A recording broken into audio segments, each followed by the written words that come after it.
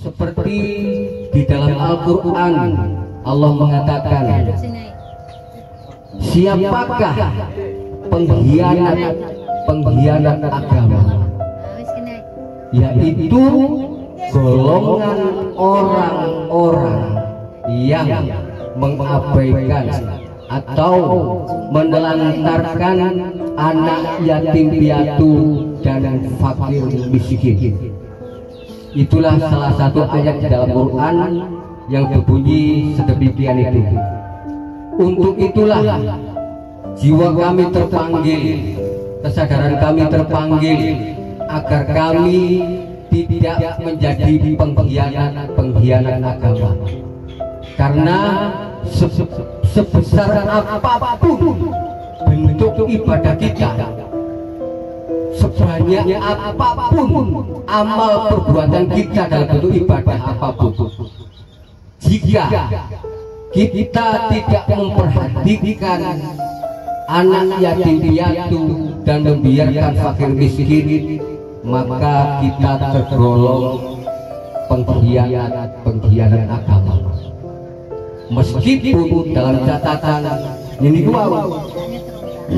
sholat adalah tiang agama, ya memang benar. Tetapi dikala sholat itu atau ibadah apapun engkau tegakkan setegak-tegaknya, tapi dikala kamu membiarkan anak yatim piatu dan fakir miskin, maka robohlah semuanya.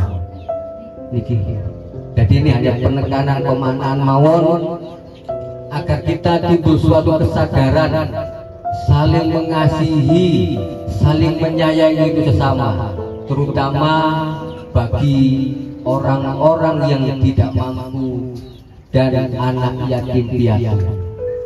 Dan ada hadis yang mengatakan, barang siapa yang ingin menyentuh kulit kanjeng Nabi Muhammad Sallallahu Alaihi Wasallam, maka sentuhlah kulit-kulit dan peluklah anak yatim piatu. Begitulah. Jadi di samping bulan puasa ini yang penuh rahmat, penuh barokah, kita juga di dalam pemaknaan secara jasadiah kita bisa merasakan bagaimana rasanya lapar, bagaimana rasanya haus, bagaimana rasanya orang yang serba kekurangan. Untuk itu di bulan puasa ini kita dididik untuk merasakan apa yang dinamakan lapar, apa yang dinamakan haus, dan apa yang dinamakan kekurangan. Agar apa? Timbul kesadaran dalam diri kita untuk saling mengasihi dan menyayangi bagi orang-orang yang membutuhkan, orang-orang yang membutuhkan atau orang-orang yang kelaparan atau orang-orang yang serba kekurangan. Bahkan di dalam Al-Quran pun Allah mengatakan, wahai manusia, jika aku haus, berilah aku minum, jika aku lapar, berikanlah aku makan. Begitulah kata Allah.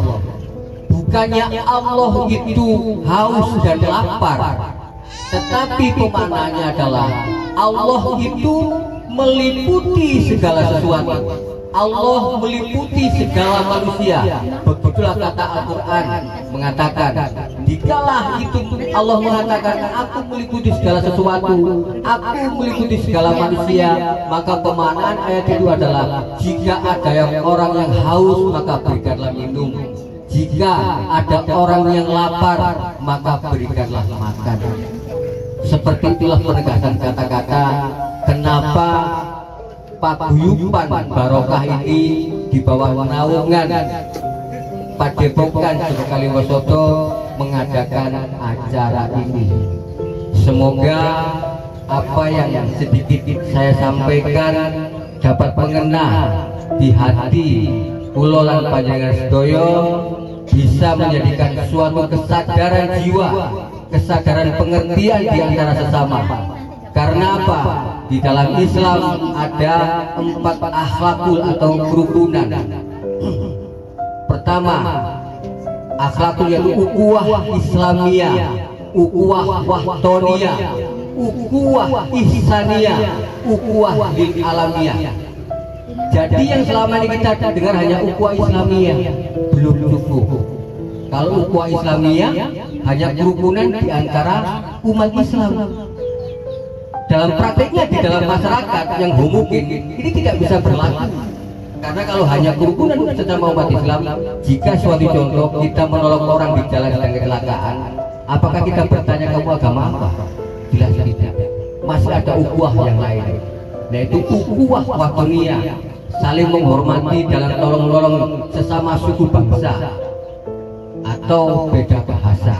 Kemudian ukhuwah ihsaniyah, saling tolong-menolong dan membantu sesama manusia.